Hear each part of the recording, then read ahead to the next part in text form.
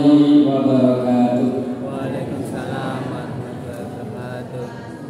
Alhamdulillah alladzi an'ama 'alaina bi nikmatil iman wal islam. Asyhadu an la ilaha illallah wahdahu la syarikalah wa asyhadu anna Muhammadan abduhu wa rasuluh. Amma ba'du. Yang saya hormati Ustadz Harun As-Sakib dari Malang, yang saya hormati Ketua Pimpinan Cabang Muhammadiyah Sugiyo Bapak Haji Kasril Budianto dan segenap anggota, yang saya hormati Ketua Majelis dan Orton tingkat cabang dan segenap anggota, yang saya hormati para pimpinan ranting Muhammadiyah secabang Sugiyo dan bapak-bapak, ibu-ibu, anggota Muhammadiyah dan para undangan yang lain yang saya banggakan. Alhamdulillah, marilah kita bersyukur pada Allah Subhanahu wa taala atas izin dan nikmatnya. Pagi ini kita dapat hadir di majelis yang mulia, majelis ilmu, sekaligus kita dapat silaturahim di ranting Muhammadiyah Gadung. Alhamdulillah, dalam keadaan sehat walafiat, dalam keadaan iman dan Islam. Ini satu anugerah yang terbesar bagi kita. Tak pula juga marilah kita berdoa semoga salawat dan salam senantiasa tetap tercurahkan pada junjungan kita Nabi Muhammad SAW beserta keluarga, para sahabat dan umat Islam yang meneruskan perjuangannya. Bapak Ibu yang berbahagia, perkenankan kami selaku pembawa acara akan menyampaikan serangkaian acara pada pagi hari ini. Yang pertama pembukaan, yang kedua pengajian iftitah, yang ketiga kajian acara inti, yang keempat lain-lain, dan acara yang terakhir penutup. Untuk itu, untuk mengawali acara ini, mari kita bersama membuka dengan bacaan basmalah. Bismillahirrahmanirrahim. Acara yang kedua, pengajian iftitah. Oh ya, mohon maaf kameralah. Acara yang kedua yaitu sambutan selamat datang dari takmir masjid yang akan disampaikan oleh Bapak Haji Mustafa. Kami persilakan.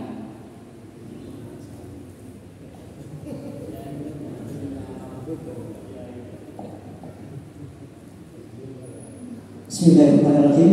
Assalamualaikum warahmatullahi wabarakatuh. Waalaikumsalam warahmatullahi wabarakatuh. Alhamdulillah alladzi arsala rasulahu bil huda wa dinil haqq liyudhhirahu 'ala dini kullihi walau kana al-kafirun. Asyhadu an la ilaha illallah wahdahu la syarika lahu wa asyhadu anna Muhammadan abduhu wa rasuluh. Allahumma shalli wa sallim ala Muhammadin wa ala alihi wa ashabihi ajma'in.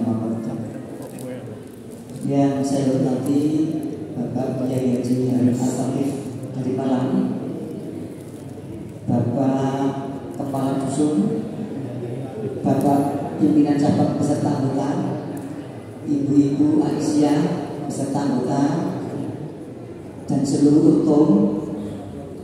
Alhamdulillah, pagi ini kita ditemukan oleh Allah di sini, tempat di Gadung. Jadi Bapak Harun As-Sakib, beliau ini dari Bedini, cuma beliau sekarang berada di Malang.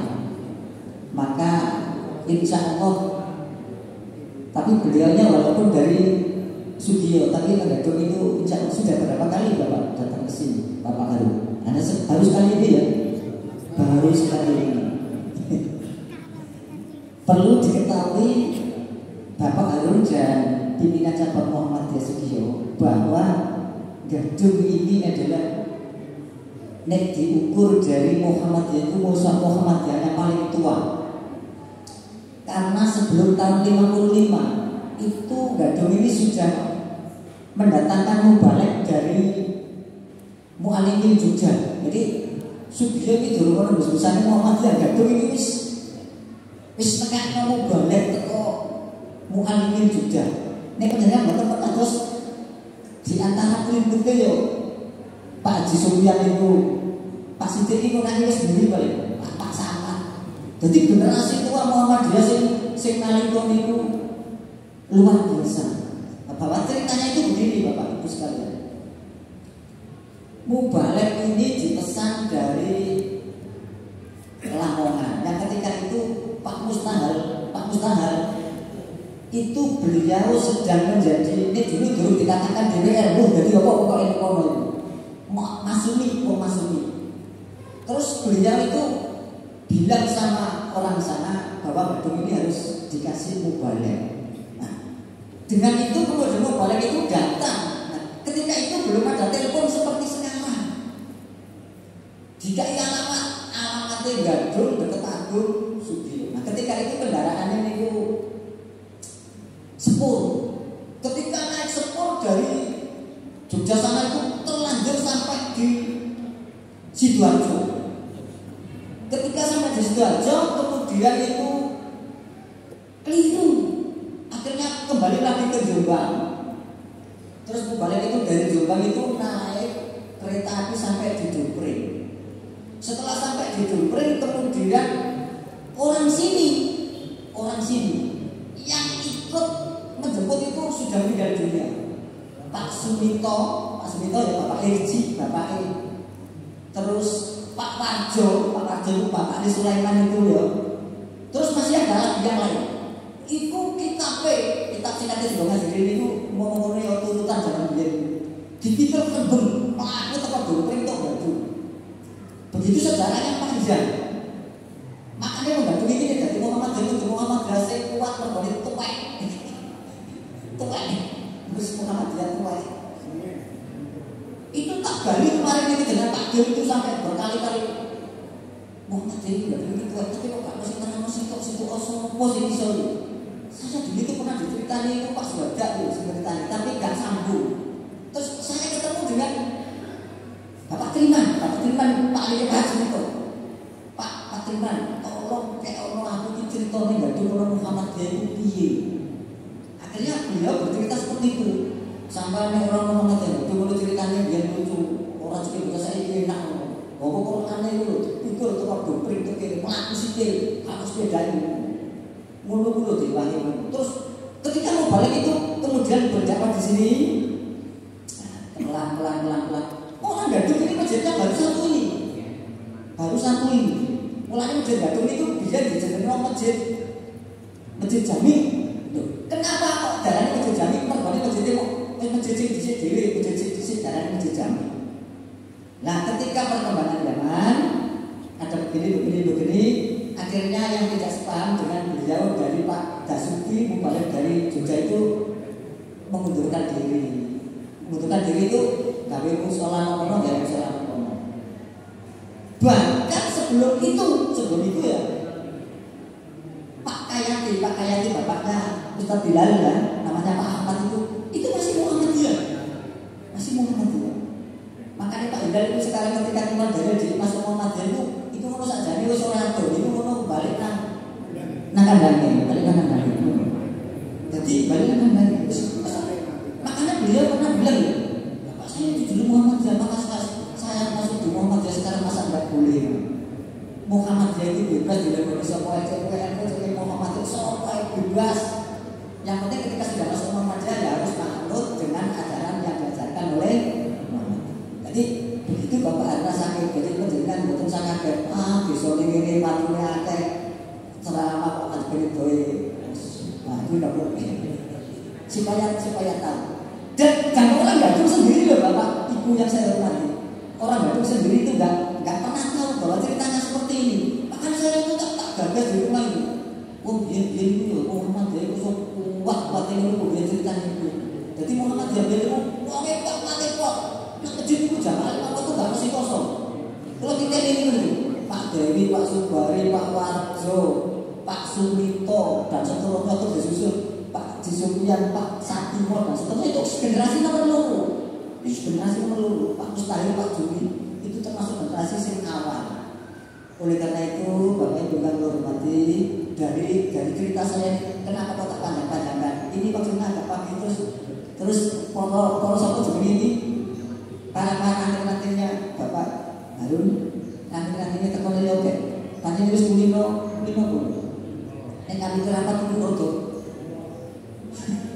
rotok molor ya kalau saya tidak takut sambil menanti jadi ketinggalan kajian al-Islamnya Pak Harun rugi gitu ya rotok tak kawan didik. Jadi begitu ceritanya Pak Harun dan Bapak Ranting dari seluruh ranting di studio.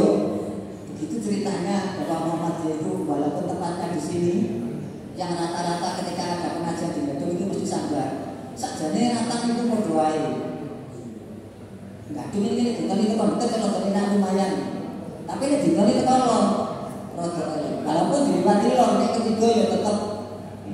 Dan itu bisa dibuktikan. Kenapa? Saya sendiri saya buktikan. Saya setiap ada rapat, ada kajian apapun, saya tetap keluar saja. Tapi ketika ada kajian di Gadung, orang-orang yang mau Gadung itu banyak yang sambar. Nah, itu berarti untuk mengukur keimanan saja. Untuk mengukur keimanan saja. Kan gitu. Ustaz cuma aneh ketika posoan. Kenapa? Untungan Gadung kok aneh? Sekarang sudah dijadwal Gadung itu jalan itu doa.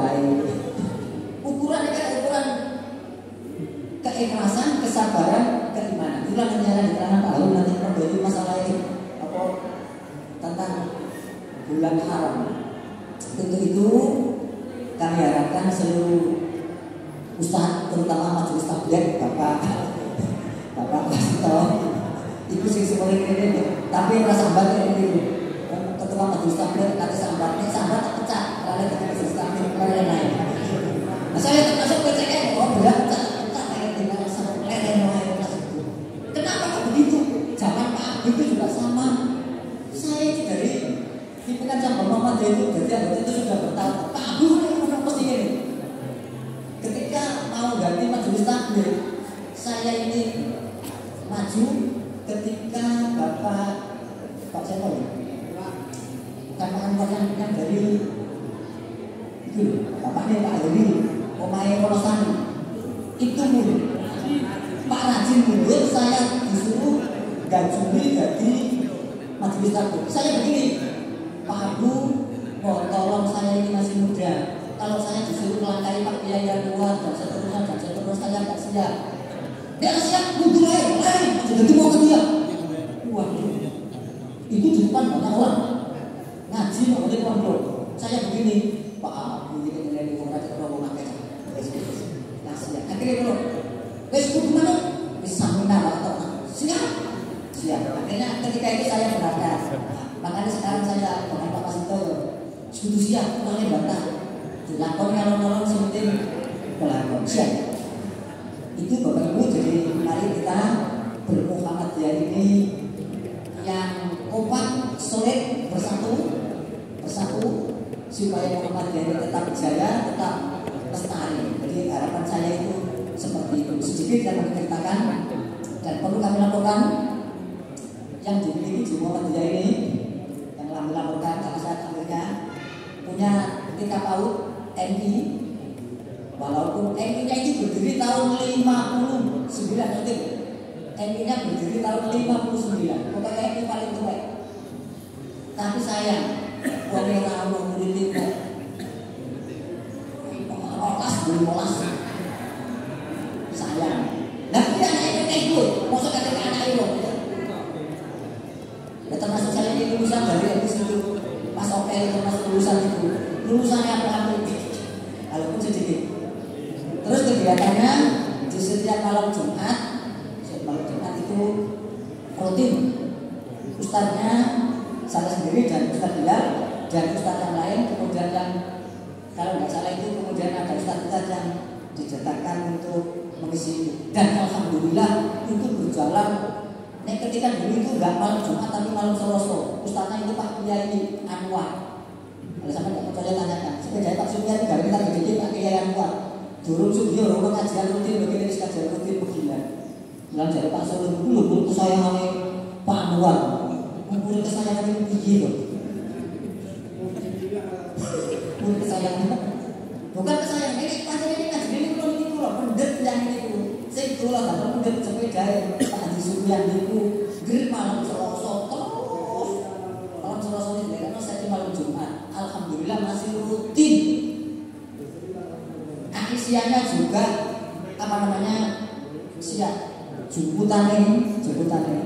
Nah, kalau saya memberikan siang di Asia ya, wong badhe itu teman sampai takoni jemputannya wong badhe. Bahwa gereja Jumat wong wedok-wedok itu bawa jemputan, dibawa kotak itu berapa akhirnya dibagikan kepada fakir miskin. Orang ono tidak ada kegiatan yang lain. Saya harapkan Jumlah Muhammadiyah yang di sana-sana juga sama. Nek kata ada kalau disebut menikah pada Jumat di mana masjid itu enggak rutin. Sekarang baru duit alhamdulillah. Kemudian yang terakhir kami selaku takmir masjid mohon maaf masjidnya masih berserakan. Masjid yang paling ramai mari jaga sekitar 3 kali. Ngapa kadang-kadang ya menurut saya di seluruh lantai apa cabang Muhammadiyah ini masih ada orang yang tegak lurus. Ketika masjid ini mau dibantu dari manapun mereka tidak mau. Ikut duit duit subhan.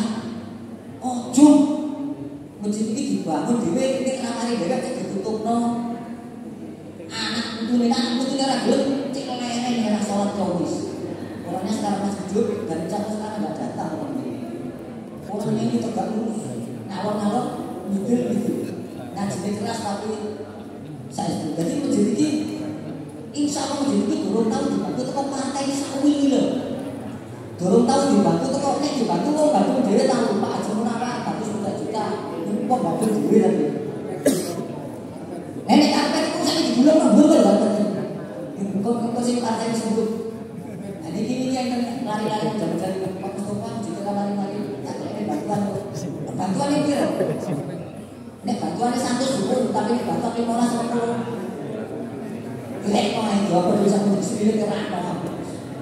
Nek 100 kompon tapi nek bisa satu. Mau sampai akhirnya bilang enggak enggak. Memang baru itu udah tak sampai sekarang masih membangun ya oke. Saya bantu. Jadinya baru selesai. Kemudian sekarang baru pulang sama ibu-ibu menangis pipis di pojok sana, bapak-bapak di pojok sana. Tapi menurut saya itu bapak-bapak lantainya bukan lantai halus tapi lantai set kasar karena barusan tahan pembangunan. Nggak penting kadang-kadang. Jadi itu yang terakhir saya mohon maaf apabila tempat sesuatu kemudian bapak mungkin pun kan berubah nih, ojo boleh sih nanti mana tangan sih.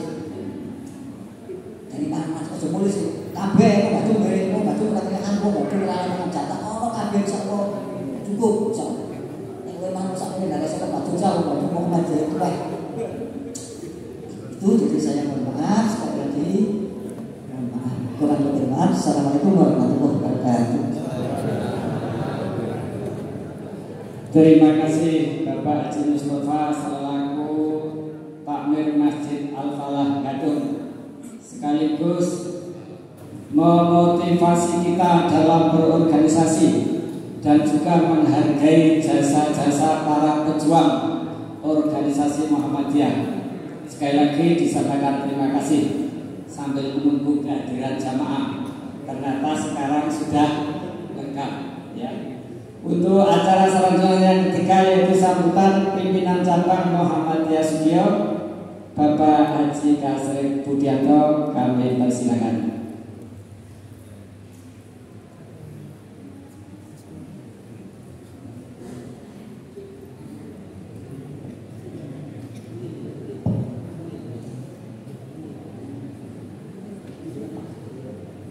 Assalamualaikum warahmatullahi wabarakatuh. Waalaikumsalam warahmatullahi wabarakatuh. Innal hamdalillah nahmaduhu wa nasta'inuhu wa nastaghfiruh wa na'udzu billahi min shururi anfusina wa min sayyiati a'malina. May yahdihillahu fala mudilla lahu wa may yudlil fala hadiya lahu. Asyhadu an la ilaha illallah wahdahu la syarika lah wa asyhadu anna Muhammadan abduhu wa rasuluh. Allahumma shalli ala Muhammad wa ala ali Muhammad kama shallaita ala Ibrahim wa ala ali Ibrahim innaka Hamidum Majid. Ya ayyuhalladzina amanu taqullaha haqqa tuqatih wa la tamutunna illa wa antum muslimun. Ya ayyuhalladzina amanu taqullaha wal tanzur nafsun ma qaddamat lighad wattaqullaha innallaha khabirun bima ta'malun. Yang saya hormati Bapak Ustadz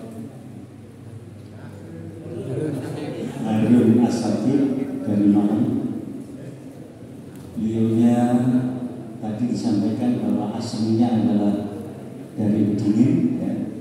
Sering kita gunakan sebagai narasumber untuk kajian Al-Islam di cabang Sudio. Beliaunya mulai hari Jumat kemarin sudah di Masjid Namira, kemudian memberikan kuliah subuh, kemudian hari ini ke sini. Jadi kalau kita undang biasanya itu dirangkap sekaligus di Namira. Mudah-mudahan beliau tetap sehat sehingga kita bisa tetap untuk menggunakan sumber-sumber agama Islam dari beliau. Yang kedua yang saya hormati Bapak-bapak pimpinan cabang Muhammadiyah Sudio dan juga ibu-ibu pimpinan cabang Malaysia. Yang saya hormati juga PRM, ya, dan juga PRA yang hadir pada hari ini. Yang saya hormati takmir Masjid Gadung, ya, beserta warga jamaah Gadung, dan hadirin seluruhnya yang berbahagia. Pertama, mari kita panjatkan puja dan puji syukur kehadirat Allah karena atas berkah, rahmat dan nikmatnya kita pada siang hari ini dapat berkumpul di Masjid Al-Falah, ya, Al-Falah Muhammadiyah Gadung dalam keadaan sehat walafiat. Mudah-mudahan kesehatan dan juga waktu luang yang dilimpahkan Allah kepada kita ini bisa kita manfaatkan, bisa kita gunakan sebaik-baiknya untuk mengabdi kepada Allah. Bapak Ibu serta hadirin sekalian, saya atas nama pimpinan cabang Muhammadiyah Sudio mengucapkan terima kasih, ya, atas kehadirannya, baik dari ibu-ibu, ya, PCA, PRM, PRA, dan juga bapak-bapak PRN, ya, atau juga majelis, dan juga wabil khusus warga Muhammadiyah Gadung, ya, yang hari ini kita mengadakan kajian di Ranting Gadung. Dan perlu Bapak Ibu ketahui, tadi sudah disampaikan oleh takmirnya, ya, masjidnya masih baru, bahkan belum selesai. Seandainya nanti selesai mungkin lebih luas dari sekarang, karena yang berada sekitar kita itu rencananya akan didodol, ya, akan dihancurkan, ya, bertahap, dan sekarang ini masih dalam proses pembangunan. Mudah-mudahan kalau tadi tidak ada sumbangan dari luar, mudah-mudahan dari warga Gadung sendiri cukup untuk membangun masjid yang megah di Gadung. Dulu katanya Masjid Jami. Memang kalau namanya Masjid Jami kan berarti masjid desa. Jadi satu desa, ya, apakah NU, Muhammadiyah, ya, LDI kumpul jadi satu di Masjid Jami. Ternyata enggak Gadung menang Muhammadiyah. Karena itu Masjid Jami'iyah dimiliki Muhammadiyah. Sebagaimana Guyangan itu juga menang Muhammadiyah, Bedingin menang Muhammadiyah, Kalipan kalah dengan NU. Sampai yang Mengapa saya katakan kalah dengan NU? Pada waktu saya masih kecil, Bapak dan Ibu ya, mengadakan kajian besar-besaran yang mendatangkan dari pimpinan Muhammadiyah atau juga Masumi dari Surabaya ya. Ternyata tempatnya kajian itu dipacungi Bapak dan Ibu. Jadi lapangan tempat kajian depannya masjid sampai masjid ya itu dipacungi oleh warga itu. Hujan lebat ya, entah didoakan atau hujan lebat sekali, akhirnya pengajian tidak jadi bulan. Pada waktu itu sebetulnya disitulah akan dilakukan debat sehingga nanti yang menang menempati masjid itu, tapi ternyata tidak jadi. Akhirnya Muhammadiyah mundur sholatnya di rumahnya Pak Sulman itu, neneknya Pak Sulman kalah. Jadi ternyata siapa pelopornya? Pelopor yang maju itu mertua saya sendiri.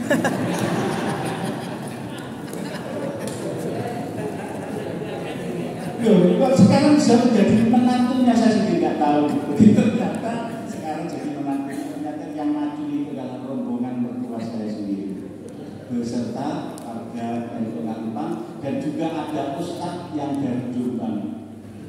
Jadi sudah mendatangkan ustadz dan itu sebetulnya Kalimpang itu dulu MI-nya itu milik Muhammadiyah, guru-gurunya semuanya Muhammadiyah. Tapi setelah terusir ya sedikit demi sedikit gurunya diganti dari Jombang. Akhirnya kalah itu tadi. Mas saya kemudian namanya Pak Parman pindah ke Gadung sini. Mungkin ada yang muridnya Pak Parman almarhum. Saya. Ya. Nah, pada waktu mas saya, Bapak dan Ibu, ngajar di sini kalau 17-an itu saya nggak ikut di sana, ikut di sini. Jadi perayaan zaman dulu itu baris pakai pewajar dari Gadung menuju Sugiyo. Berarti saya kumpul dengan Bapak Ibu yang muridnya mas saya almarhum Pak Parman. Kemudian kalau tadi diceritakan oleh Takmir bahwa di sini Pak Basuki itu berada di sini sudah sebelum tahun 55. Dan muridnya memang kalau kita bedakan dengan Bapak dan Ibu ya, muridnya Pak Basuki ya, santrinya Pak Basuki seperti yang masih ada ini ya, sebelah utara ini. Coba kalau pengajian di mana saja yang utara ini ya, utara dan sana itu ya, selalu ada. Dan juga setiap, ya pokoknya pengajian di mana saja kalau dengar harus langsung berangkat. Beda dengan generasi kita. Kita ini satuan pisan kalau ya diajak oleh PCN untuk kumpul tapi wah bodoh setengah mati. Kadang hadir, kadang enggak. Tapi alhamdulillah sekarang itu juga lumayan ya. Mungkin tahu kalau di Gadung nanti malu dengan yang tua-tua ini, yang tua-tua giat, tapi yang muda-muda ya kurang giat. Bapak dan Ibu, sekarang ini kita telah memasuki bulan Dzulqa'dah. Bulan Dzulqa'dah ya, termasuk bulan haram atau bulan mulia atau bulan suci. Jadi dalam satu tahun Hijriah itu ada 12 bulan ya. 4 bulan itu termasuk dinamakan bulan haram. Bulan haram itu apa? Yaitu mulai dari Dzulqa'dah, Dzulhijjah, Muharram dan Rajab. Nilai sendiri ya. Karena bulan haram Bapak dan Ibu, pada zaman Nabi memerintahkan tidak boleh berperang. Ya, tidak boleh berperang. Kemudian pada bulan haram itu para sahabat ya itu juga takut sekali berbuat maksiat. Mengapa? Karena kalau perbuatan maksiat itu dilakukan pada bulan haram, dosanya menjadi dosa besar. Jadi dosa yang dilakukan ya selama 4 bulan ini ya itu menjadi dosa besar. maksiat apapun yang dilakukan. Karena itu para sahabat takut sekali untuk berbuat maksiat. Mudah-mudahan kita juga, ya. Mudah-mudahan melalui pengajian ini nanti yang disampaikan oleh Ustaz Harun nanti akan menggugah diri kita tidak melakukan maksiat walaupun waktu kecil, utamanya pada bulan haram. Apa yang perlu dilakukan? Kalau terjadi bulan haram seperti sekarang, apa yang perlu dilakukan? Meningkatkan ketakwaan kita kepada Allah. Kalau kemarin bulan sepenuhnya waktu kami haturkan.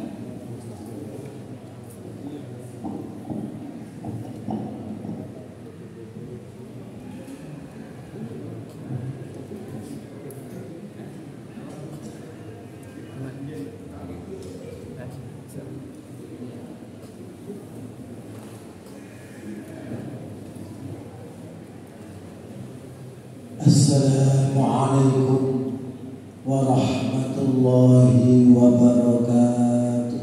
Waalaikumsalam warahmatullahi wabarakatuh. Bismillahirrahmanirrahim. Alhamdulillahil qail fi kitabihil karim. Wa'bud rabbaka hatta ya'tiyakal yaqin. Ashhadu an la ilaha illallah wahdahu la syarika lah wa ashhadu anna Muhammadan abduhu wa rasuluh. Allahumma shalli wa sallim ala Muhammad wa ala alihi wa ashabihi wa man tabi'ahum bi ihsan ila yaumil qiyamah, amma ba'd. Ya ayyuhalladzina amanu taqullaha haqqa tuqatih wa la tamutunna illa wa antum muslimun. Wa'adallahu alladzina amanu wa 'amilus shalihat lahum maghfiratu wa ajrun 'azim. Ya ayyuhan nas inna wa'dallahi haqq fala taghurrannakumul hayatud dunya wa la yaghurrannakum billahil gharur. Wa qur rabbi a'udzu bika min hamazatish shayatin wa a'udzu bika rabbi an yahdurun. Qala fakhruj minha fa innaka rajim wa inna 'alaika la'nata ila yaumiddin. Ma'asyiral muslimin wal muslimat rahimakumullah. Atas izin Allah kita semuanya dikumpulkan dalam satu majelis ilmu yang kita pun bersukacita karena malaikat dihadirkan oleh Allah untuk senantiasa memohonkan rahmat bagi kita semuanya kepada Allah. Tak lupa malaikat-malaikat pun memohon kepada Allah supaya kita yang ada di rumah Allah ini mendapatkan ampunannya sampai nanti kita kembali ke rumah kita masing-masing. Karena tanpa pertolongan dari sisi Allah, kita tidak akan bisa melangkahkan kaki ke tempat majelis ilmu seperti ini.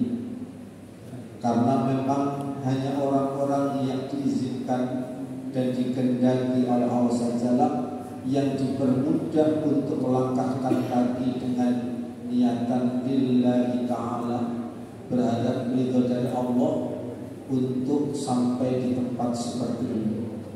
Maka berbahagialah jenengan semuanya yang masih diberikan kesempatan oleh Allah untuk menuntut ilmu, di mana banyak orang pada saat Ahad pagi seperti ini berangkat ke tempat-tempat wisata. Tentu yang paling banyak adalah mengubah hawa nafsu. Alhamdulillah. Dan kalau kita perhatikan, saat ini kita sudah masuk di bulan Dzulqa'dah. Dzul itu artinya sesuatu yang memiliki. Qa'dah itu tempat yang diduduki. Dzulqa'dah sudah menjadi kesepakatan para ulama bahwasanya bulan ini adalah masuk bulan haram, karena memang tertera dalam satu hadis, kemudian Al-Quran pun juga menjelaskan dengan sangat jelas dengan kalimat Inna iddatash syuhuri 'indallah. Sesungguhnya bilangan bulan itu di sisi Allah itu sudah fi kitabillah, sudah ada ketetapannya. Dan ini menjadi ketetapan untuk ad-dinul qayyim, agama yang lurus. Dan Allah pun mewanti-wanti kepada kita manusia, khususnya orang-orang yang beriman, fala tadhlimu fihinna anfusakum, maka janganlah kamu menganiaya diri kamu di antara bulan-bulan yang 12 syuhuran, ada 12 bulan itu yang kita tidak boleh menganiaya diri kita sendiri dengan melakukan kemaksiatan-kemaksiatan sengaja atau tidak sengaja. Dan ketika kita mengingat akan peristiwa di zaman Rasulullah dahulu, Rasulullah itu tidak pernah melakukan umroh kecuali di bulan Dzulqa'dah. Ini harus kita ingat-ingat, karena beliau saat itu umroh yang pertama miqatnya di Hudaybiyah. Di sana ada satu monumen perjanjian Hudaybiyah yang tinggal batu batanya saja, tapi tidak ada atapnya karena sudah dibangun masjid yang baru, dan itu sampah berserakan di sana. Kalau di sana mengambil miqat misalnya dengan Ji'rana, karena Rasulullah ketika itu Dzulqa'dah itu yang pertama di Hudaybiyah, kemudian beliau di Ji'rana, Hudaybiyah 2 kali, kemudian yang keempat itu beriringan dengan persiapan beliau haji wada. Nah, ini menunjukkan bagaimana Allah itu mengarahkan semua umat Rasulullah itu untuk melakukan banyak kemuliaan-kemuliaan di bulan haram, Dzulqa'dah, Dzulhijjah, Muharram, dan Rajab, antara Jumat Tsaniyah dengan Sya'ban. Ini bulan-bulan yang memang betul-betul kita diharapkan bisa waspada dan hati-hati. Dan kalau kita semuanya sepakat, memang ada amalan-amalan yang luar biasa di bulan Dzulqa'dah, yang diantaranya ketika itu Al-Mujibah Al-Bahiliyah, itu beliau pernah mengatakan terjadi peristiwa di zaman ayah atau pamannya. Ketika itu ayah dan pamannya yang bernama Al-Bahil itu pernah bertemu dengan Rasulullah, namun kemudian tidak berjumpa lama sekali. Dalam perjumpaan yang kedua, Al-Bahri ini tampak kurus. Maka Rasulullah pun kaget, kenapa engkau kurus, wahai Al-Bahri? Dulu aku ketemu engkau pertama kali itu segar sekali, tubuh badan itu tampak sehat, kata, tapi sekarang kok kurus? Iya ya Rasulullah, karena aku makan hanya ketika malam hari. Artinya beliau setiap hari itu puasa wisol. Yang kemudian Rasulullah SAW mengarahkan, kalau bisa jangan seperti itu, puasalah sehari, nanti hari yang kedua 1, 2, 3 hari. Memang puasa yang utama selesai puasa Ramadan itu adalah puasa di bulan haram. Ada Senin Kemis, ada Daud, ada Ayyamul Bid. Pertengahan bulan itu silahkan saja. Nah, amalan-amalan yang kita lakukan banyak sekali, karena kita sedang komitmen untuk berdagang dengan Allah. Kalau jenengan datang dari rumah menuju ke Masjid Al-Falah ini, itu namanya berdagang dengan Allah, bicara, bisnis, transaksi, jual beli dengan Allah. Karena ketika jenengan ke sini semua dikerahkan, tenaga jenengan kerahkan, pikiran jenengan kerahkan. Tentu ketika jenengan mengendarai kendaraan itu butuh bahan bakar, itu pun juga menggunakan uang. Jadi jiwa, raga, harta dikerahkan untuk menuntut ilmu. Makanya Allah berikan kemudahan-kemudahan, kenikmatan dalam bentuk doa malaikat supaya kita mendapatkan rahmat dan ampunan dari Allah sejak kita duduk pertama kali sampai nanti kita beranjak pulang menuju rumah kita masing-masing. Itu luar biasa, itu apresiasi. Makanya kalau kita ingin berdagang dengan Allah, berdagang di bulan haram itu luar biasa pahalanya. Tapi ketika kita bermaksiat, ya luar biasa nanti lipatan dosanya. Kita berusaha. Misalnya, kalau saya dari Batu, Malang, rumah saya di dekat Jatim Park 3, kemudian meluncur ke Lamongan, itu kan melewati banyak perempatan, pertigaan atau perlimaan yang di sana ada traffic light, lampu merah itu. Kemudian nanti harus beriringan dengan anak-anak mahasiswa ketika berhenti. Itu bisa maksiatnya totalan. Kenapa? Karena di depan saya ada wanita yang semi telanjang, tampak warna hijau, kuning, ungu, biru, hitam. Terus apa tidak dilihat? Iya dilihat. Tetapi ketika dilihat terus, memang tidak boleh. Kadang-kadang ke sana, kadang-kadang ke depan lagi, kadang-kadang ke kiri, kadang ke atas, sampai lampu merahnya berubah menjadi hijau. Lah itu kan zina. Zina mata, zina tangan, zina kaki, zina pikiran, zina hati, kemudian zina kemaluan. Itu zina. Makanya jangan heran ketika Anas bin Malik bersama temannya berjalan-jalan, itu temannya dan Anas bin Malik ini radhiyallahu anhu itu bertemu dengan ibunda Ummul Mukminin Aisyah radhiyallahu anha. Kemudian temannya ini isengnya itu tanya kepada Bunda Aisyah, wahai Ummul Mukminin, jelaskanlah kepada kami tentang gempa. Nah, kemudian Bunda Aisyah menjawab, ketahuilah apabila masyarakat sudah menghalalkan zina, apabila masyarakat sudah menghalalkan khamr, apabila masyarakat sudah menghalalkan alat musik, maka Allah memerintahkan kepada bumi untuk gempa. Kalau zaman Rasulullah SAW ketika beliau naik ke Gunung Sabir itu dekat Al-Makkatul Mukarramah, dan beliau merasakan bagaimana peristiwa gempa itu terjadi 2 kali di Gunung Sabir dekat Masjidil Aqsa, Masjidil Haram. Kemudian yang kedua waktu beliau di Masjid Nabawi ada Gunung Uhud, itu Rasulullah merasakan gempa. Dan Rasulullah kita ketahui beliau adalah manusia paling sempurna, sudah julukannya Anas.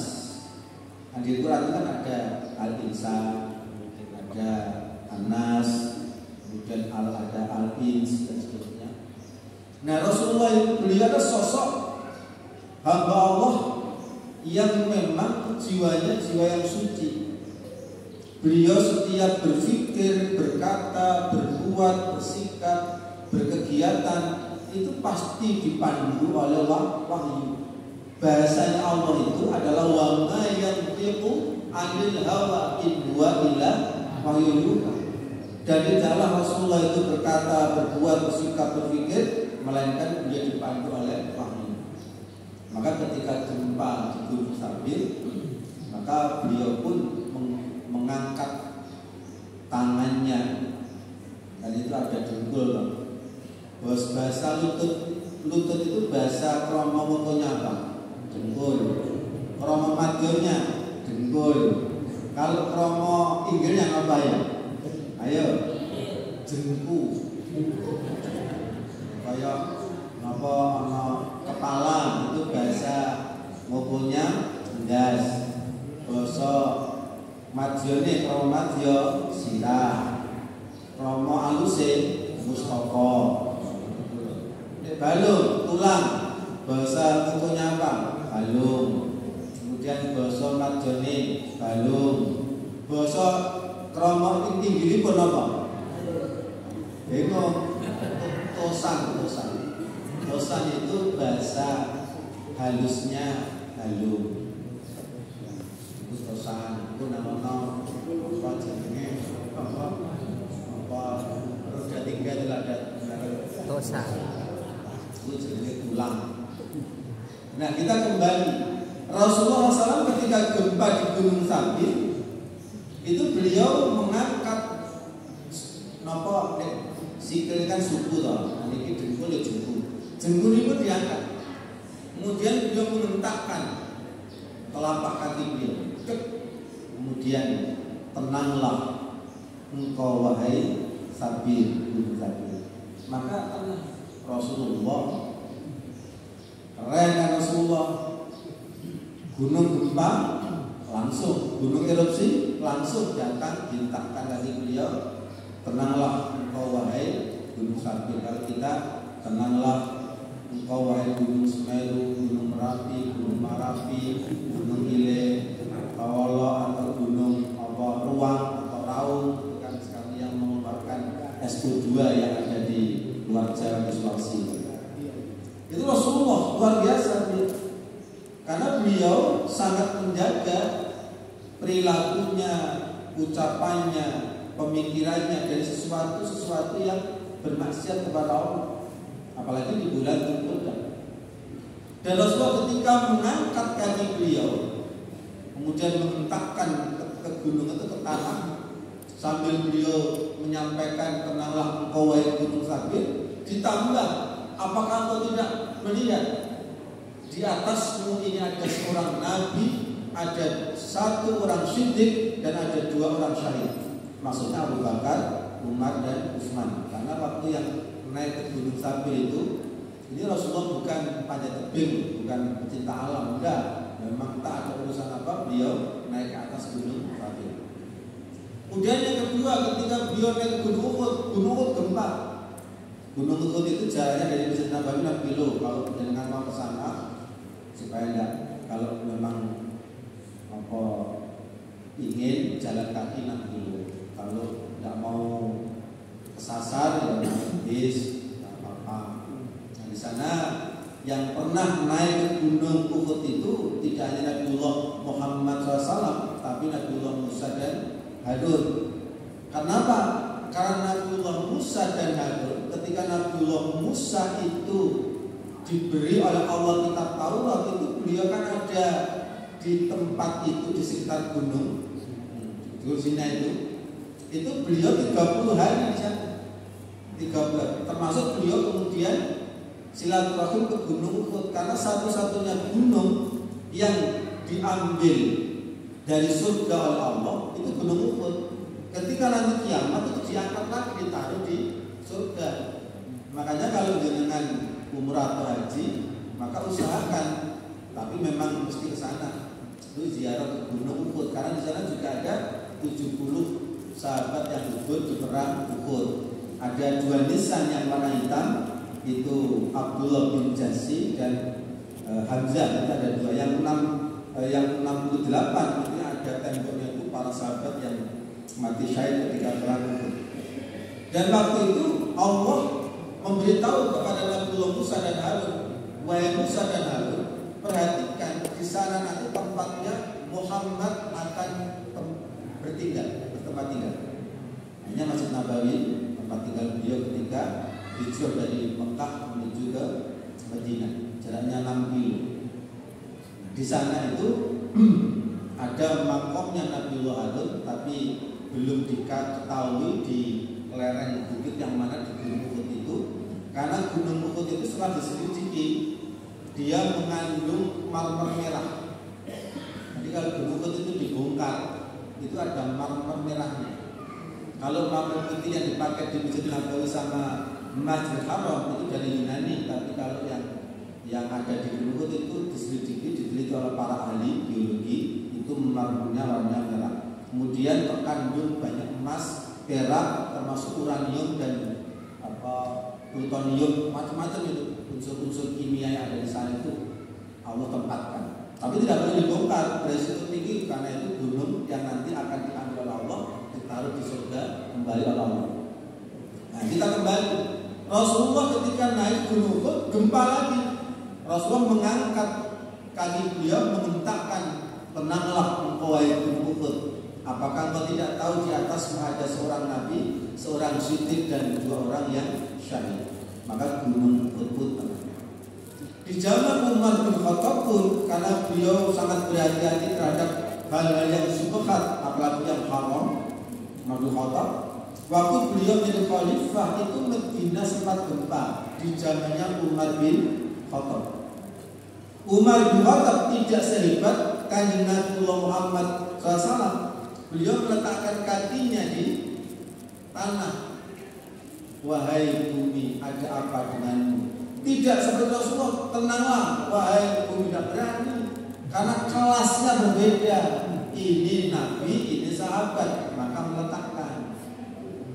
Kemudian beliau memanggil seluruh penduduk Madinah, wahai masyarakat Madinah, berkumpullah kalian di lapangan. Ketahuilah hari ini gempa. Jika ada gempa susulan lagi, aku akan meninggalkan kalian selama-lamanya karena kalian telah bermaksiat kepada Allah Subhanahu wa taala. Waktu puasa yang lalu itu, puasa yang sudah kita tinggalkan, itu kan pada hari Jumat kan gempa dari Tuban. Itu saya pas sholat sunnah tahiyatul masjid di Masjid Jami Kemendung. Sholat Allah. Saya tuh mikir jangan-jangan saya migren atau darah tingkat apa? Kok saya rasakan kanan kiri? Wah, gempa ini. Terus semakin kencang karena waktu itu skalanya 6,1 skala Richter. Siangnya naik turun jadi 5,1. Kemudian sorenya naik dari 6,5. Terusan sampai masa hari semalam itu menurut BMKG gempa di Tuban waktu puasa dapat 10 harian tak salah. Itu 299 kali gempa susulan. Lah waktu sholat, saya kan pertama ya nak saja, ini masih Al-Fatihah. Tiba-tiba gempa itu, karena gempanya kencang, itu semuanya itu seperti horor begitu, berguncang itu. Saya kan malu kalau lari. Ustaz kok benci lari. Aku menang tapi ya pas-pas dengan ukuran kubah untuk bahasa ini. Nah waktu itu orang-orang kampung bilang teriak-teriak, gempa, rindu. Saya diam saja. Jamaah yang lainnya lari, masa Ustaz lari bisa? Isin tahu. Padahal ya betul mati aja. Tapi sebetulnya kalau mati ya sakit lah. Tapi kita kan tahu gini lah. Kita ini maksiat masih kan. Kemudian zamannya Umar bin Abdul Aziz ketika beliau di Madinah gempa lagi. Ketika gempa terjadi, Umar bin Abdul Aziz tidak berbuat apa-apa, diam. Kemudian beliau bersurat. Beliau serahkan kepada pejabat di seluruh pemerintahannya untuk berkumpul di satu tempat, kemudian mengeluarkan sedekah, dan beliau mengawali dengan satu ayat, qad aflaha man tazakka wa dzakara asma rabbih fasalla. Itu ucapan Umar bin Abdul Aziz ketika gempa dan menyuruh semua pejabat termasuk rakyat untuk mengeluarkan sedekah. Jadi kalau nanti ada gempa lagi, langsung lari ke masjid sedekah. Jadi saya tidak mendoakan muga-muga orang gempa terus untuk wong gadung sedekah ke masjidnya dadi api. Iya nek dadi api kan ambruk. Kan khawatir. Nah, kemudian Umar bin Abdul Aziz menginstruksikan kepada seluruh penduduk saat itu untuk membaca surah Al-A'raf ayat 23. Rabbana dzalamna anfusana, itu doanya Nabiullah Adam. Kemudian beliau memerintahkan untuk berdoa seperti doanya Nabiullah Nuh. saya dilupakan syaitan ya, surah ayatnya. Kemudian yang ketiga itu membaca doa di surah Al-Ankabut ayat berapa? 87 yang berkaitan la ilaha illa anta subhanaka inni kuntu minadh dhalimin. Doanya Nabi Yunus alaihissalam. Jadi ternyata maksiat yang kita lakukan apalagi di bulan Dzulqa'dah seperti ini itu totalitas. Menurut Abdullah bin Abbas, kenapa Allah itu mengkhususkan dalam 12 bulan itu ada 4 bulan haram di mana kita tidak diperbolehkan untuk membunuh tidak hanya membunuh. Kalau yang beberapa pekan yang lalu menjelang Dzulqa'dah ini ada satu peristiwa di Jawa Barat, itu seorang suami memiliki istri yang suka memanjakan anaknya sehingga anaknya ini terlibat judi online. Akhirnya hutangnya menumpuk, termasuk hutang online. Hati-hati ya, jangan sering atau jangan sama sekali untuk hutang di online. Itu bahaya, sangat bahaya. Termasuk apa yang dalam dunia perhutangan di online itu. Biasanya anak-anak mahasiswa yang mengerti, saya lupa ada yang terjebak itu. Nah, itu di Jawa Barat. Ini peristiwanya seorang suami tahu kalau istrinya itu suka memanjakan anaknya, kalau butuh apa-apa diberikan sehingga dia main judi online. Akhirnya sakit jengkelnya suaminya, akhirnya membunuh istrinya, dimutilasi sebanyak 36 bagian. Nanti dicacah tubuhnya itu, kemudian diambil dagingnya seperti kalau kita korban diambil, kemudian dijual ke tetangganya. Sopo sing gelem tuku daginge bojoku. Dijabat. Itu kan ngeri, pembunuhan. Makanya nanti kalau sudah setahun seperti sebulan kata Rasulullah, tahun itu beranjak cepat. Kok moro-moro tulis? Kosong benar ya? Betul. Setahun seperti sebulan, sebulan seperti sepekan, sepekan seperti sehari, dan akan terjadi banyak pembunuhan. Maka hendaklah kalian menjaga sholat kalian. Makanya kalau meningkatkan ibadah, amal ibadah kita, itu ya di bulan Dzulqa'dah, Dzulhijjah, Muharram dan Rajab itu, termasuk nanti di bulan Ramadan. Kan kalau bulan haji itu kan Syawal, Dzulqa'dah, Dzulhijjah. Tapi ini bulan-bulan yang haram. Itu kalau kita meningkatkan ibadah kita ya terus terang saja dilipat gandakan oleh Allah, tapi tidak sia-sia oleh Allah. Makanya kebiasaan para tabi'in ketika di bulan Dzulqa'dah itu beliau-beliaunya itu satu memperkuat sholatnya, wajibnya dikuatin betul, sunnahnya ditambah. Kemudian yang kedua sedekahnya luar biasa. Kalau zikir jangan tanya, zikirnya para tabi'in jangan tanya. Kita ini kan kadang-kadang istighfar 3 kali setelah sholat, iya kan? 3 kali. Padahal Rasulullah itu sehari semalam 70 sampai 100 kali. Jadi kalau kita tiap sholat wajib 3 kali 5, 15 itu kan banyak. Makanya sumpah terus.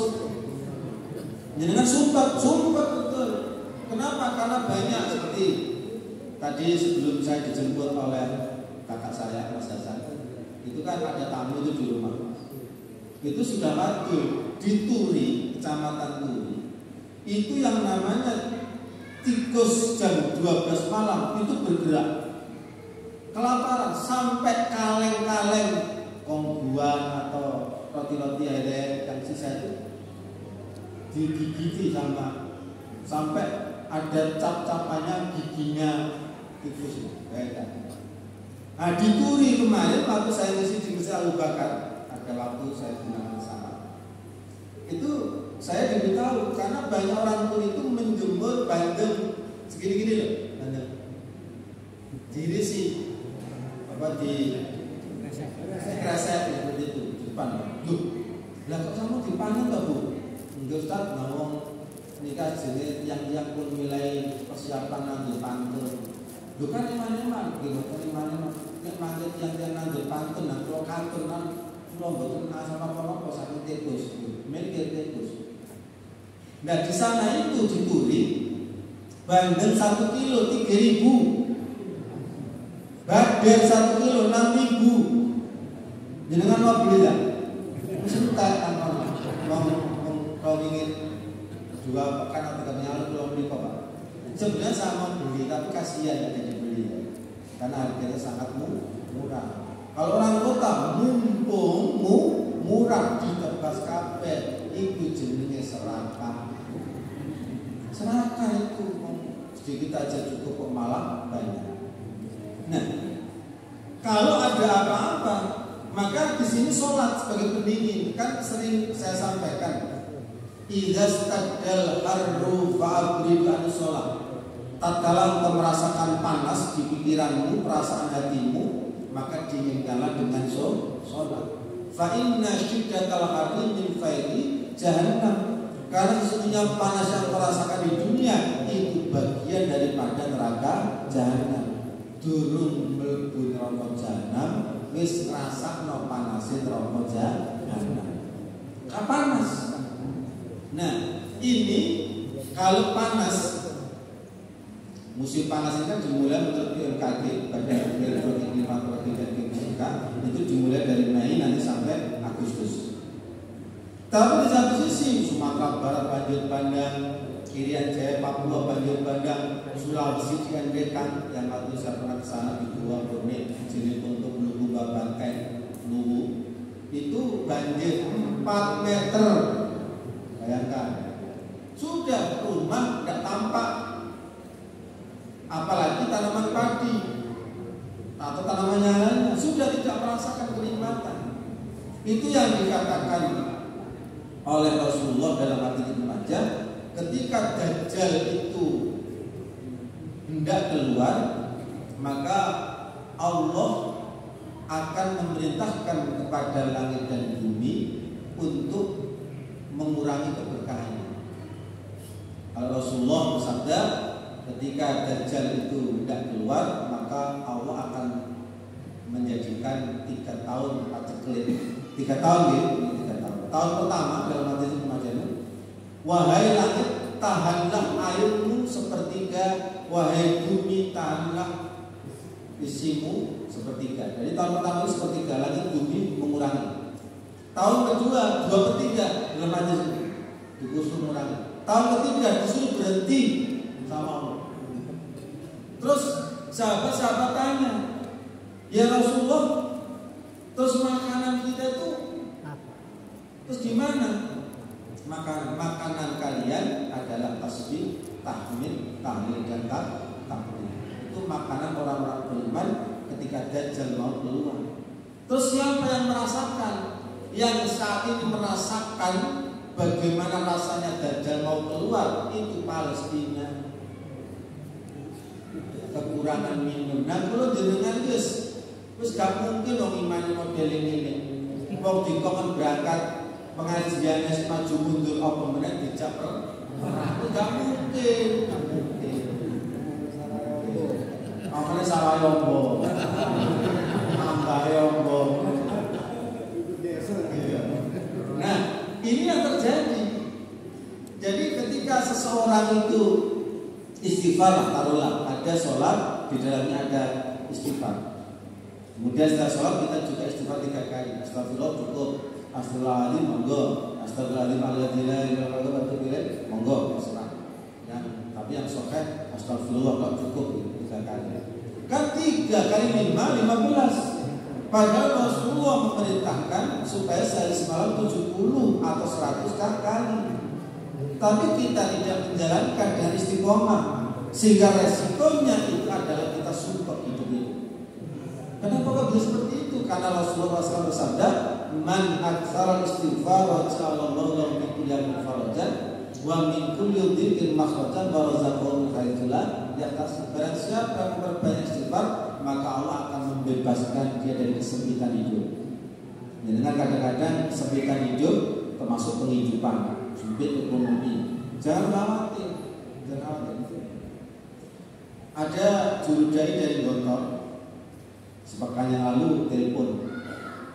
Dia juru dai di Muhammadiyah Sidoarjo, termasuk pegawai negeri. Tapi dia masih nyicil perumahan di perumahan Sidoarjo, nyicil. Terus saya gini kan, Ustaz, bagaimana sih caranya kita ini jualan dengan Allah? Kan yarjuna tijaratan lan tabur, itu kalau saya lihat di surah Al-Fatir ayat 30. Mereka itu mengharapkan bisnis perdagangan transaksi dengan Allah yang tidak akan pernah rugi. Kalau sampean ingin merasakan jualan dengan Allah, mudah, sampean risetlah dari pegawai negeri, kemudian berdakwahlah full total. Jangan memilah-milah tempat pengajian, meskipun di pelosok datangilah. Contoh, pimpinan cabang Garut Kabupaten Malang itu pernah saya tegur, perkaranya ada masjid di lereng Gunung Malang, itu yang jadwal cabang kan dijadwal dari cabang majelis tabligh, itu yang hadir hanya 5%. Yang lainnya karena rata-rata yang di cabang itu dosen UMM. Ya, akhirnya saya gelontor, saya ngomel gak karuan. Kalau masjid besar di tengah kota, aspalnya mewah didatangi, tapi masjid yang kecil di pelosok desa di lereng Gunung Malang tidak datangi, itu namanya milik asing. Pertimbangan untung rugi. Itu pertimbangan untung rugi betul. Terus saya dibeginikan, apa usah pernah saat dulunya awakku lahiran sudah koma. Saya kesana sudah tahun 94 di lereng gunung itu. Waktu itu saya memang diuji oleh Allah dengan kekurangan. Tapi ketika saya kesana, saya pinjam teman anak-anak mahasiswa. Aku nyari sepeda tak berangkat isi Jumatan atau pengajian Pak Tamal di sana. Saya bawa uang 5.000 dari rumah, dari uang saya. Karena pada sana saya tidak dijamu. Soalnya wongi anjir melompat tenan. Aku tuku weci 5.000 sak kopi ini. Mangan dhewe, ngombe dhewe, tuku dhewe, mulai dhewe, mulai kok. Lah itu saya lampaui 10 tahun. Makanya tidak ada berani ngomong orang-orang cabang. Ayo, karena jalannya makadam. Iya, gadung sini jalannya sih apa cilik-cilik. Di sana itu mati hitam, lincip-lincip nyelomot-nyelomot. Itu kalau lewat kecepet banding, kecepet kesundep. Kalau tipis langsung bocor. Di mana? Di Jabung, Kecamatan Jabung, Kabupaten Malang, luas kan, dekat kaki Gunung Bromo. Kesana isi pengajian, berangkat dewi. Tapi saya kan waktu itu belum punya sepeda motor, saya pinjam anak Karawang, anak UMM, Fakultas Peternakan. Saya pinjam sepeda, mau kemana? Mau ke lereng Gunung Bromo, mau pengajian.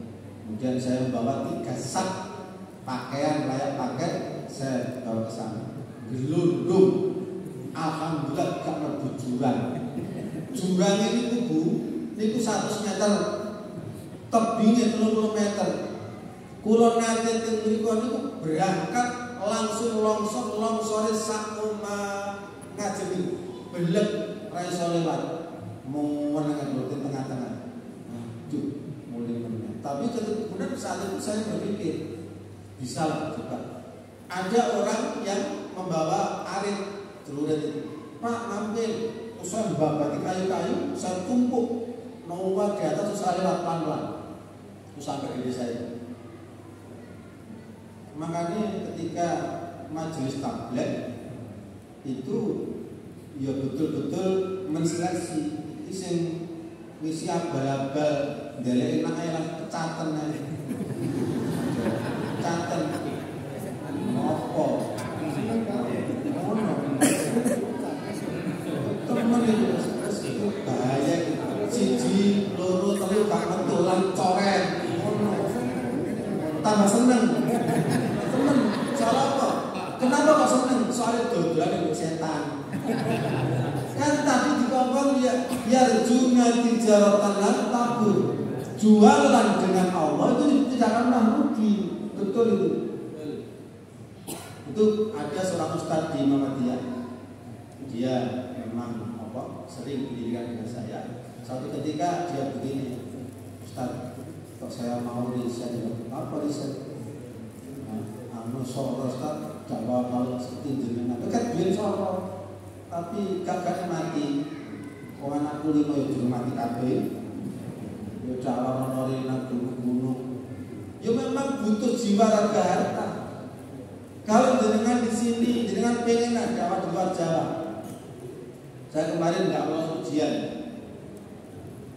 Hari raya kan tanggal 10. 11 saya terima tamu, 12 saya berangkat ke Sumatera Selatan, ke perbatasan provinsi Sumatera Selatan, Bengkulu dan Jambi, sama anak-anak mahasiswa berangkat ke sana. Tapi dinaikkan pesawat sama Allah lewat anak-anaknya.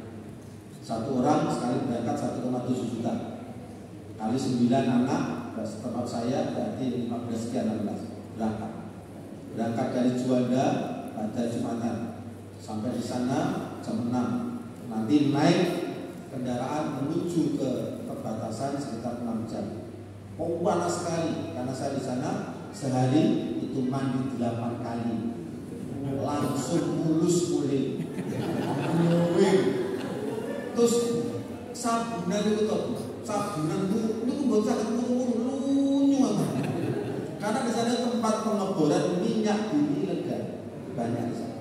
Kanan kiri kebun karet, kanan kiri kebun sawit. Di sana masih banyak harimau,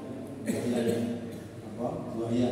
Saya diajak mancing oleh jamaah di sana. Mancing Ustaz, mau aku di pangan bajul.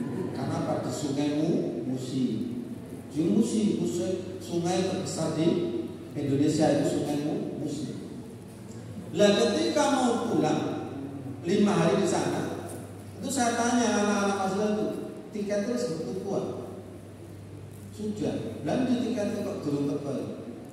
Bukan ini, saya nanti jam 12 siang belum ada kabar, jam 3 sore nggak kabar, jam 12 malam belum ada kabar, jam 4 pagi belum ada kabar, hilang tiketnya. 1,7 kali 9 hilang raib di bawah begal online. Mulai saya waktu itu dari tempat dakwah itu saya mampir ke Palembang ke pengusaha solar. Saya di sana dijamu enak macam-macam. Saya dijamu empek khusus untuk presiden. Dengan pengen. Ini pengusaha solar, semua. Sampai itu belum ada kabar. Saya sampaikan anak-anak cari pesawat yang Selasa habis, Rabu habis, Kamis waduh pengajian akan mulia aku. Jadi saya Senin itu masih sore itu di sana di Palembang. Itu kalau mau dakwah jarak jauh itu biayanya nggak main-main itu. Karena saya tidak diundang, kita datang, tapi biaya sendiri, bayar itu berapa? 15 kali 2, tapi banyak orang, 95 orang. Kemudian sampai itu saya cari bis yang sleeper, 1 kursi 800.000, Palembang Bungurasi. Tinggal 1 Ustaz, dikasih cuma 1 kasih mulu. Buat nopo-nopo, ya mau budal sama, mulai sama. Jenenge apa? Gak pimpinan mulai pasukannya seperangan. Ya tetap cari itu. Akhirnya saya suruh nyari Hiace. Kita akan ngejar pesawat di Bandara Soekarno-Hatta. Dan nyomari di Palembang semua kendaraan melakukan arus balik. Waduh, nggak ada. Akhirnya dapat Hiace berangkat jam 12. Saya tunggu di perumahan itu sampai jam 3 belum datang. Ternyata Hiace ngeban. Yo, gak boleh. Dakwah begitu, soro aja. Sudah berangkat jam 3 sore dari Palembang menuju ke Bakahuni, Lampung, Palembang Lampung, 4 jam. Sampai di sana kita milih. Kalau kita ngejar pesawat jam 2 malam pertama di Jakarta, maka kita harus cepat waktunya di Pelabuhan Merak. Kalau pakai kapal reguler itu 4 jam. Kalau kapal ekspres 1,5 jam. Kita ambil yang 1,5 jam. Masuk langsung dicas bagiannya kapal 1,5 juta. PPN berangkat ambil gerobak ke tengah duit hilang tak pernah itu di tengah-tengah malam itu ada arus dari Samudra Hindia masuk ke Pelabuhan Merak sing jenenge kapal ekspres ketimbul kayak iso bersandar di pelabuhan mati kita menang. Tapi alhamdulillah akhirnya lolos ke Pelabuhan Merak. Saya tanya supirnya, bisa nggak jam 4 jam sampai di Tangerang Bandara Sonata? Bisa, Ustaz. Oke, jalan. Pompan terus. Pokok awal pedot kabel. Terus jenenge ini. Ya Allah ya Allah. Sampai di sana jam 2 malam di Bandara Sonata. Pesawatnya berangkat jam 2.45. Kita terus-terusan ngurus macam-macam. Ya, akhirnya kita sampai di tempat boarding apa itu? Yang boarding kelas itu sudah di situ. Ternyata lagi diuji lagi sama pengumuman. Kami beritahukan kepada seluruh penumpang jurusan Jakarta Juanda bahwasanya pesawat dari Cina yang akan berangkat dari Soekarno-Hatta sampai Juanda itu terlambat 3 jam mati. Waktu itu saya nggak bawa makanan, kan dingin loh di berdiri dingin, kelaparan. Tapi saya alhamdulillah biasanya kalau dakwah itu dibawahi uminya itu kurma. Tak itu cukup situ aja. Entah gitu. Jadi situ makan kurma situ. Mau berangkat baru diberi mangan. Kira sekarang terus meriang terus masuk angin tas diwai panganan karo pesawate. Wes itu ujian. Jadi kalau dakwah ketika di bulan Dzulqa'dah seperti ini, masya Allah nilainya luar biasa. Makanya ini masih enak jalan ini. Jadi Ustaz mohon maaf tadi Mas Basuki jelas gak ono sing luwih meneh. Aku tuh mohon maaf. Aku tuh mohon sing meneh. Iku lho kula takut ya.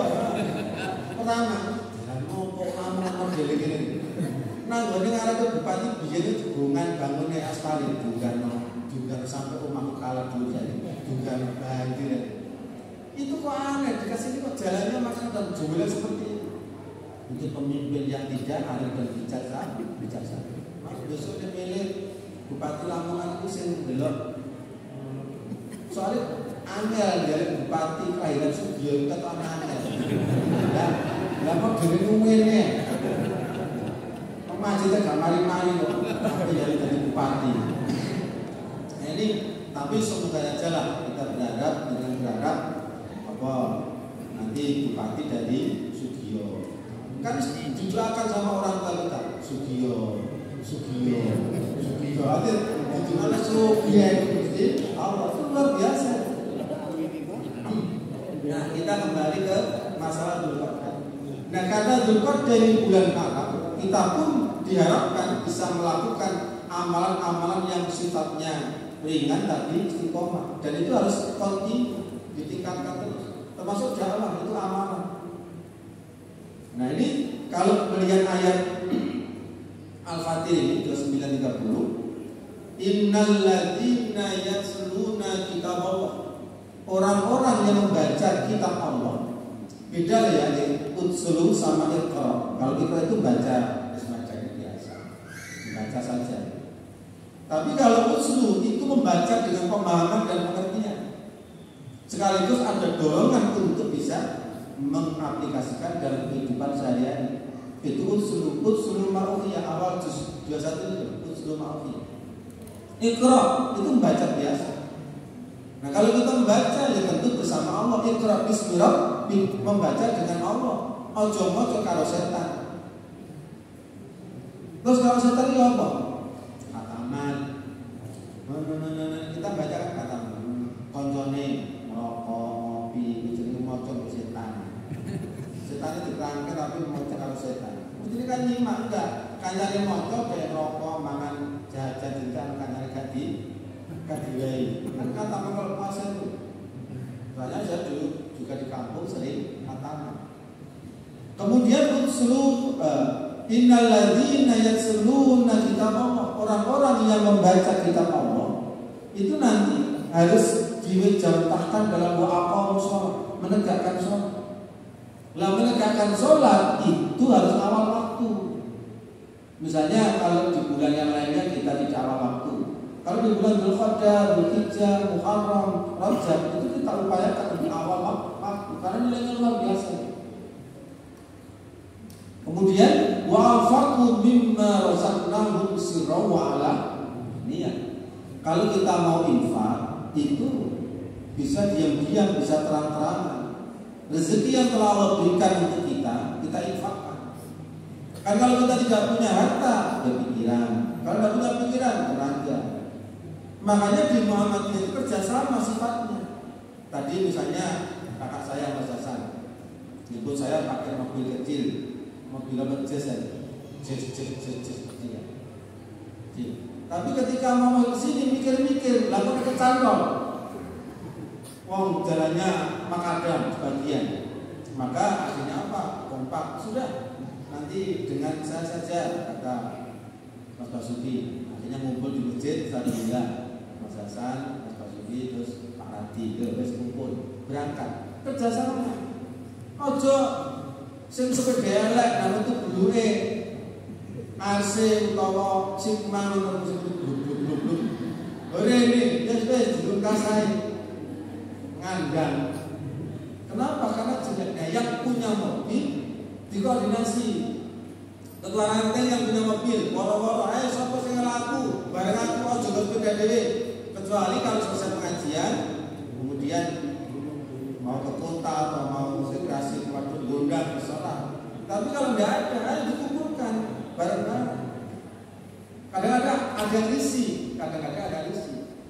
Jangan menanti menunggu orang ngomong. Kita yang punya mobil ngomong.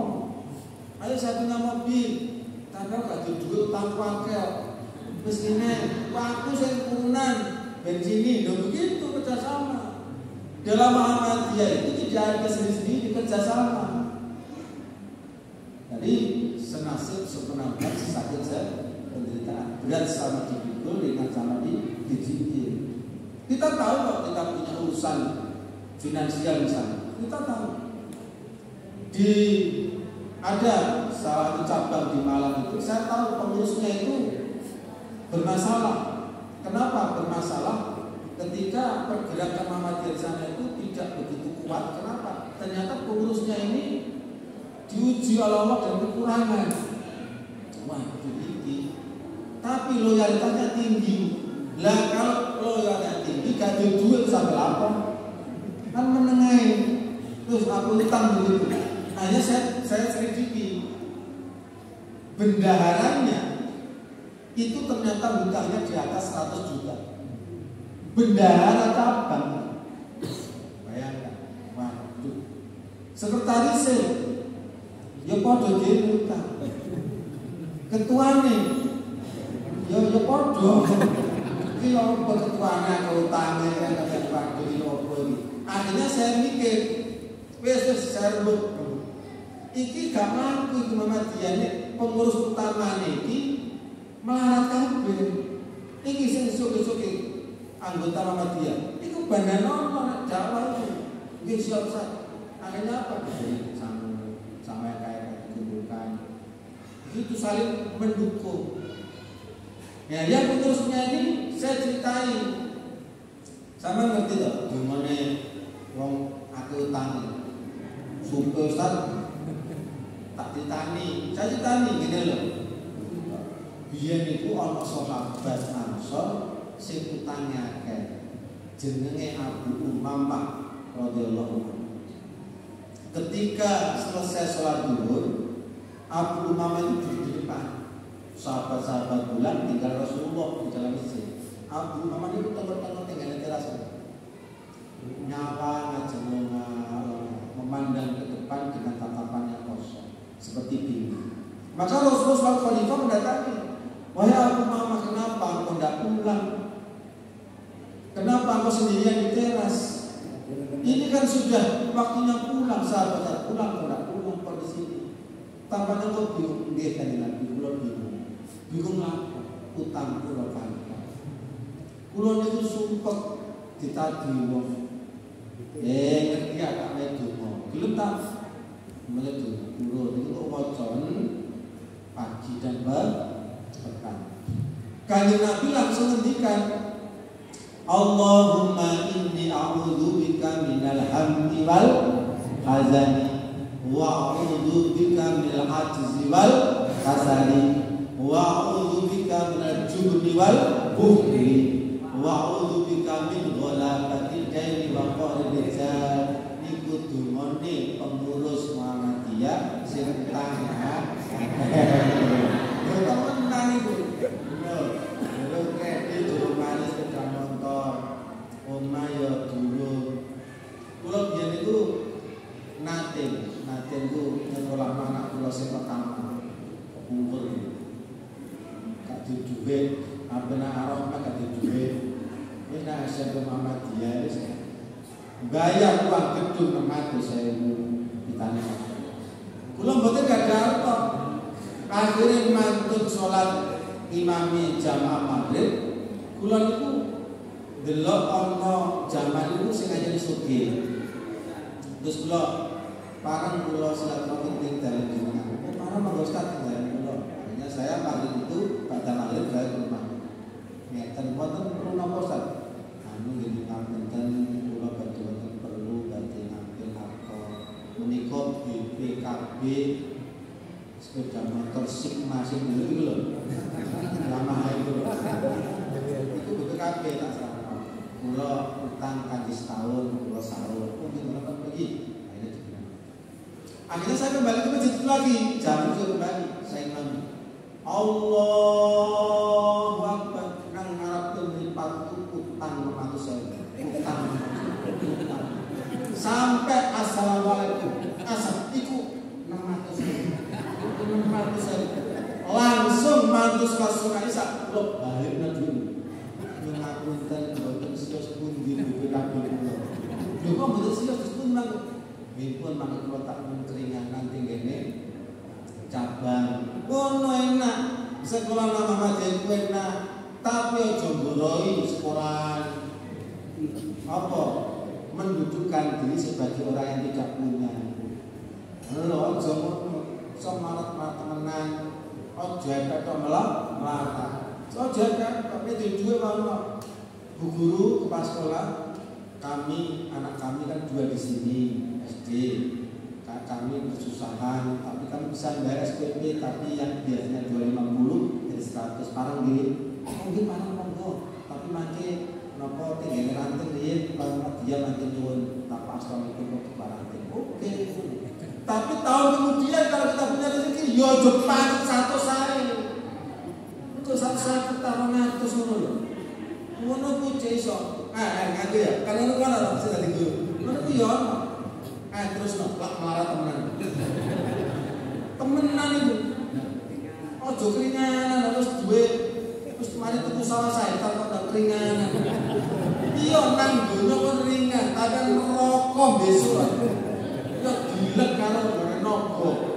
Ngene napa rokok niku nek ana wong niku mboten zakat mboten infak niku artone dados napa mula terus ngotenku mangane didik-didik dicicil tangane sik-sik dengkule disisirai dhisik niku dene rokok akan dirubah oleh Allah menjadi ular yang nanti akan memberi dia dan akan jadi kalau bulan Dzulhijjah seperti ini, ikut mau penilik terdumane Muhammadiyah sing utangnya akeh.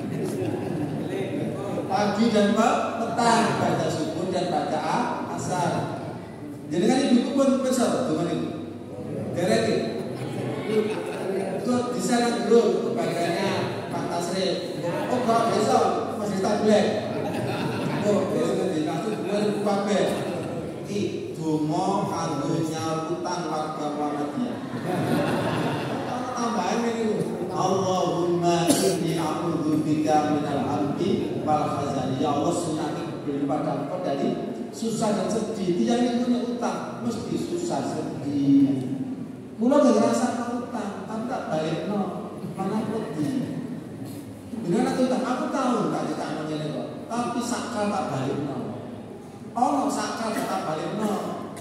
Dia waktu kontrak pertama kali nikah, sekali nikah, terus sekali ini metu ke komor dua nikah, kontrak saya di 600.000, berbeda mesti bocor, nada ini, apa?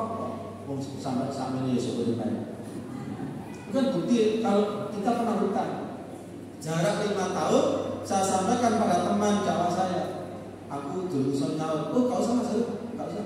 Sama PR apa-apa orang 650. 650 itu kontrak saya pertama di Malang itu sekali itu 650.000. Kata alhamdulillah.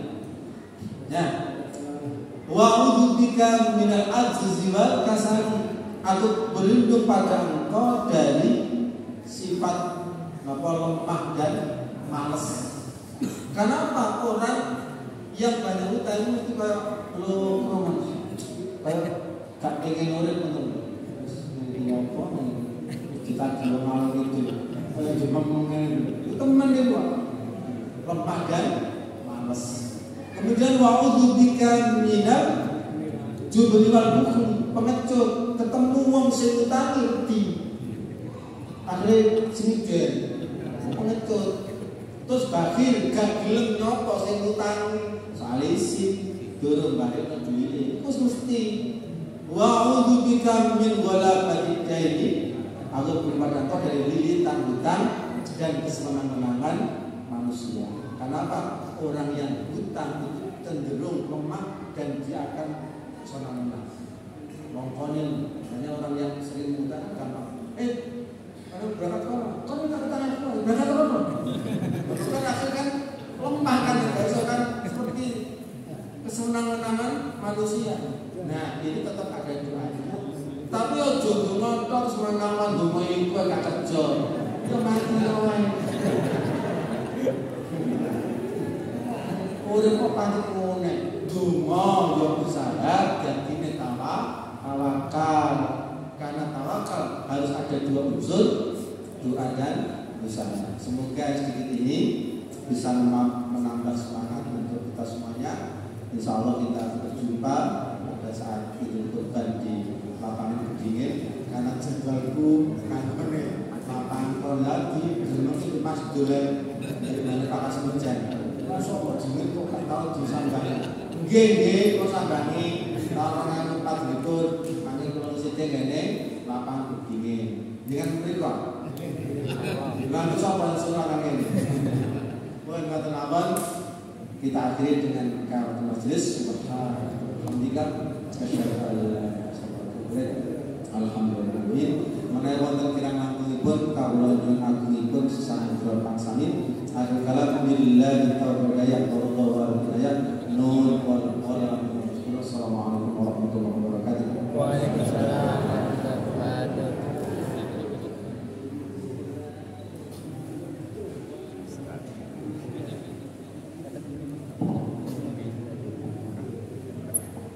Demikian kajian al-Islam, insya Allah akan menambah wawasan kita dalam berislam dan bermuhammadiyah. Untuk informasi sebelum kami